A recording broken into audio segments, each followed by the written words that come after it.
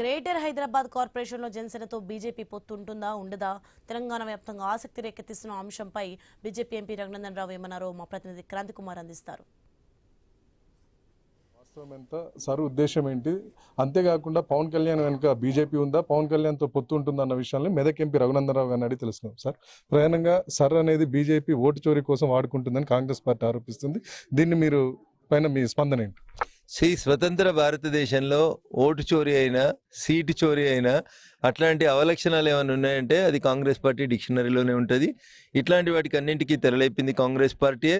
భారతదేశానికి స్వతంత్రం ఇచ్చి ఆంగ్లేయులు మన దేశాన్ని విడిచిపెట్టి పోతున్న రోజు 1947 ఆగస్టు 15వ తారీఖు తర్వాత ఈ దేశాన్ని ఎవరు పరిపాలించాలనేటువంటి చర్చ వచ్చినప్పుడు అప్పుడు ఉన్నటువంటి కాంగ్రెస్ పెద్దలంతా కూర్చుని ఇద్దరు వ్యక్తులు పోటీ పడ్డారు. ఒకటి సర్దార్ వల్లభాయ్ పటేల్ గారు, రెండు పండిట్ జవహర్లాల్ నెహ్రూ గారు. సర్దార్ వల్లభాయ్ పటేల్ గారికి 16 ఓట్లు వస్తే ఒక్క ఓటు వచ్చినటువంటి జవహర్లాల్ నెహ్రూని తీసుకొచ్చి ప్రధానమంత్రి కుర్చీలో కూర్చోబెట్టినటువంటి పార్టీ కాంగ్రెస్ పార్టీ. సో ప్రజాస్వామ్యంలో మెజారిటీ ఓట్లు వచ్చిన వాళ్ళు కుర్చీలో కూర్చుంటారు, కానీ ఒక్క ఓటు వచ్చిన వాళ్ళు పోయి కుర్చీలో కూర్చోరు. ఆ రోజే ప్రధానమంత్రి కుర్చీని చోరీ చేసినటువంటి party Congress party. So Congress has no locus standi to say that somebody is stealing the votes or vote చోరీ సీట్ చోరీ అని మాట్లాడే నైతిక హక్కు కాంగ్రెస్ పార్టీకి లేదు. ఇకపోతే రెండో అంశం, ఎస్ఐఆర్ పేరిట ఓటు చోరీ జరుగుతుంది అనేది. ఎస్ఐఆర్ జరిగినటువంటి బీహార్లో ఎన్నికలు ప్రశాంతంగా ముగిసినాయి. ఏ కేరళ రాష్ట్రంలో అయితే కాంగ్రెస్ పార్టీ అధికారంలోకి వచ్చిందని సంకలు గుద్దుకుంటుందో ఆ కేరళ రాష్ట్రంలో కూడా ఎస్ఐఆర్ జరిగింది. ఎస్ఐఆర్ పూర్తి అయిన తర్వాతనే కాంగ్రెస్ పార్టీ అధికారంలోకి వచ్చింది. ఈ సార్ని ప్రధానంగా ముస్లిం మైనారిటీ ఓట్లను తొలగించడానికి ఉపయోగించే అవకాశం ఉందని చెప్పి మినిస్టర్ అజారుద్దీన్ ఆరోపించారు. దీన్ని మీరు ఎలా చూస్తారు? అజారుద్దీన్ గారు రాజకీయాల్లో కొత్తగా వచ్చిండు. పాపం ఏం మాట్లాడాలో ఏం మాట్లాడకూడదో తెలియదు. కాబట్టి మతం పేరు మీద రాజకీయం చేద్దామని అజారుద్దీన్ గారు అనుకుంటున్నట్టున్నారు. అజారుద్దీన్ గారికి నేను ఒక గణాంకాలు చెప్తాను, పోయి మీరు మీ కాంగ్రెస్ పార్టీని లేకపోతే వెస్ట్ బెంగాల్లో మీకు ఎవరైనా మిత్రులు ఉంటే వాళ్ళని అడుగుండ్రి. ఒకవేళ ముస్లింల ఓట్లు భారతీయ జనతా పార్టీ తొలగిస్తుందని అనుకుంటే అది ఫస్ట్ మీ మూర్ఖత్వం.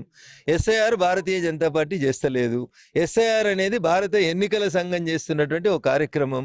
భారత రాజ్యాంగం గౌరవనీయులు డాక్టర్ బిఆర్ అంబేద్కర్ గారు రాసిన రాజ్యాంగంలోనే ఓట్లని ఎవ్రీ 10 yearsకి ఒకసారి ఓటర్ లిస్టులని సవరణ చేసేటువంటి అధికారాన్ని భారత ఎన్నికల సంఘానికి భారతదేశ రాజ్యాంగం కల్పించినటువంటి ఒక హక్కు. ఇకపోతే ముస్లింలు అనే పదం వాడినరు కాబట్టి ఆయనకు అర్థమయ్యే భాషలో చెప్పదలుచుకున్న అజారుద్దీన్ గారికి, అయ్యా అజారుద్దీన్ గారు, నిన్నగాక మొన్న జరిగిన వెస్ట్ బెంగాల్ ఎన్నికల్లో 100కి 50 కంటే ఎక్కువ ఓట్లు ఉన్నటువంటి ముస్లింలు ఎక్కువగా ఉన్నటువంటి 32 శాసనసభ నియోజకవర్గాల్లో ఒక్కటి కూడా తృణమూల్ కాంగ్రెస్ గెలవలేదు.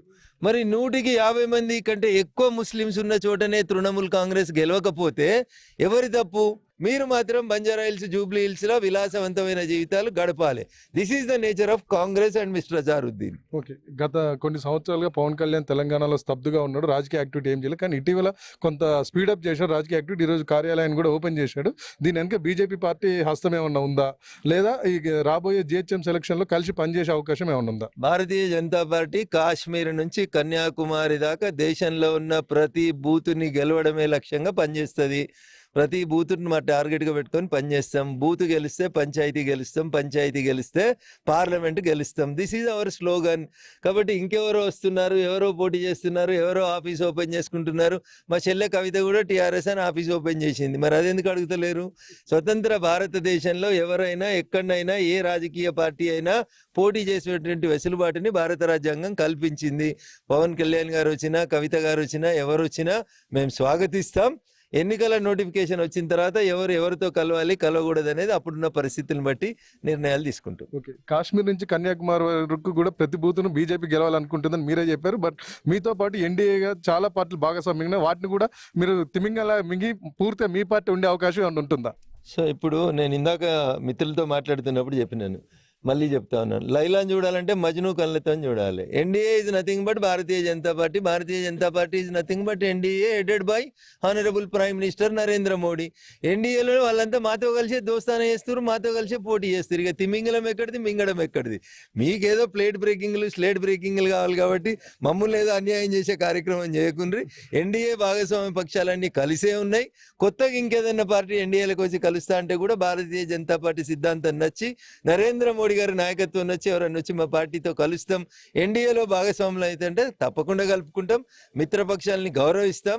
ఎవరిని గౌరవించాలి, ఎప్పుడు ఎవరికి సముచిత స్థానం ఇవ్వాలో మా నాయకత్వానికి తెలిసినంత ఇంకెవరికి తెలియదు. ఓకే, ప్రధానంగా ఇటు జాతీయ రాజకీయాల విషయాలకు వస్తే ఇటు పశ్చిమ బెంగాల్లో తృణమూల్లో విపరీతమైన చీలికలు వస్తున్నాయి, ఉత్తరప్రదేశ్లో ఎస్పీలో కూడా చీలికలు వస్తున్నాయి అనేది మనకు కనిపిస్తుంది.